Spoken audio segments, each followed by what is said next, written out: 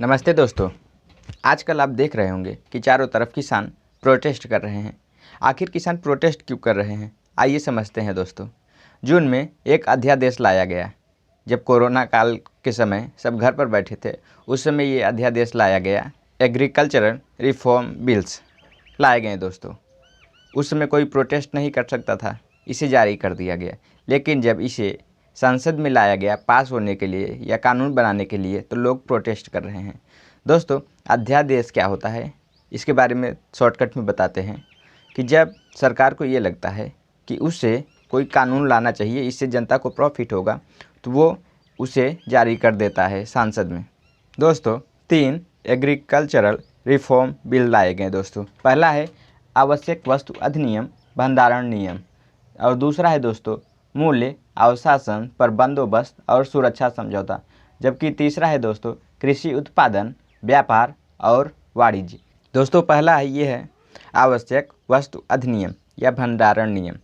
दोस्तों, इसमें क्या होता है कि आप किसी भी फसल को स्टोर कर सकते हैं, इसे रख सकते हैं अपने पास। 1955 में ये रोक दिया गया था दोस्तों कि अगर आप बहुत ज़्यादा भंडारण करेंगे किसी वस्तु का, किसी भी फसल का, तो आपको फाइन भरना पड़ेगा। लेकिन अब इस नियम को फिर से चालू कर दिया गया है। दोस्तों, मुझे नहीं लगता कि इस नियम को चालू करना चाहिए। इससे दोस्तों बहुत ज़्यादा कालाबाजारी होती है। आइए दोस्तों इसे समझते हैं एक एग्जाम्पल से। सपोज करता हूँ कि इस समय अपने देश में प्याज बहुत कम हुआ है दोस्तों। अब इससे क्या होगा, जब ये नियम पास हो गया है दोस्तों कि आप किसी भी वस्तु का भंडारण कर सकते हैं, तो जो किसान है या तो जो मंडी के व्यापारी हैं, जो या बिजनेसमैन या बड़े लोग हैं, वो बहुत सारे प्याज को क्या कर लेंगे, इकट्ठा कर लेंगे। जब सस्ता रहेगा 10 रुपये 5 रुपये में खरीद लेंगे और इसे स्टोर कर लेंगे बहुत ज़्यादा, क्योंकि सरकार ने इस पर से पाबंदी हटा दी है, आप स्टोर कर सकते हैं। और जब वो देखेगा कि मार्केट में इसकी प्राइस बहुत ज़्यादा बढ़ गई है, उस समय ये मार्केट में इसे बेचेगा।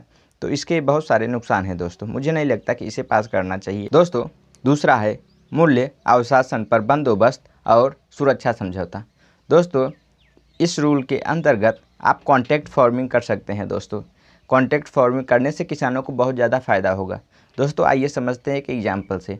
अगर आप खेत में गेहूँ, आलू, धान कुछ भी उगाते हैं दोस्तों, तो आपको पता नहीं रहता कि बाद में इसकी प्राइस बढ़ेगी या घटेगी। इस समय जैसे कोई गेहूँ बो रहे हैं आप, तो इसकी प्राइस बहुत ज़्यादा है, 25 रुपये 26 रुपये 28 रुपये 30 रुपये है दोस्तों। लेकिन बाद में जब इसका बहुत ज़्यादा उत्पादन हो जाएगा तो प्राइस कम हो सकती है दोस्तों।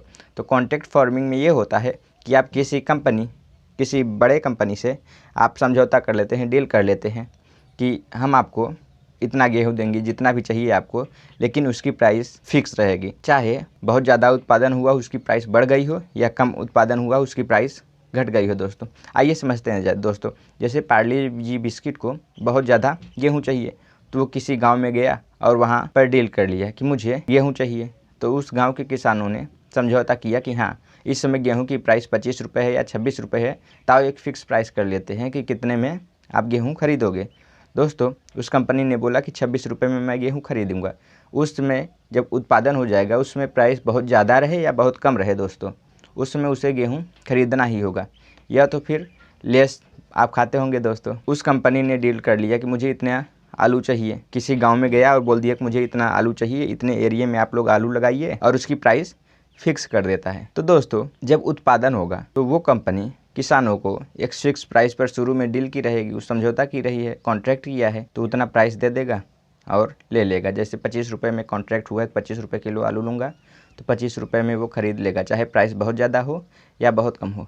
लेकिन दोस्तों, इसमें कुछ नुकसान ये हैं कि किसान ने कंपनी वालों से डील किया कि मैं तुम्हें 25 रुपये में गेहूँ दूंगा उत्पादन होने के बाद, और जब वो मार्केट में गया तो उसमें उसका भाव बहुत ज़्यादा था। जैसे 25 रुपये किलो गेहूँ वो कंपनी को दे रहा था, लेकिन जब मार्केट में उसे पता चला कि 50 रुपये है, तो दोस्तों वो 50 रुपये में बाहर जाके बेच देगा, बोलेगा इससे कंपनी से कि मेरे पास उत्पादन नहीं हुआ है। ये भी नुकसान है दोस्तों। या तो फिर कंपनी वाला कभी ये सोच सकता है कि मैं 25 रुपये में कॉन्ट्रैक्ट किया हूँ और मार्केट में इस समय 10 रुपये हो गया है उत्पादन होने के बाद, तो कंपनी वाला भी नहीं लेगा।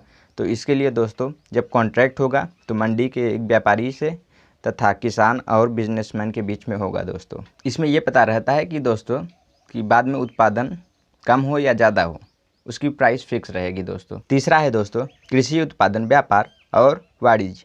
दोस्तों, इसमें यह है कि किसान अभी तक किसी दूसरे स्टेट में जा कर के अपना फसल नहीं बेच सकता था, लेकिन इस नियम के अनुसार आप किसी भी स्टेट में जा कर के अपना फसल बेच सकते हैं, या तो फिर आप जहाँ चाहें वहाँ बेच सकते हैं। पहले क्या होता था कि आप मंडी में बेचते थे, लेकिन दोस्तों क्या पता है असलियत कि बहुत सारे लोग मंडी में जा कर के फसल नहीं बेचते, वो अपने घर के आसपास के जो लोग हैं उनसे बेच देते हैं। दोस्तों आइए समझते हैं क्या होता है APMC, agricultural produce marketing committee.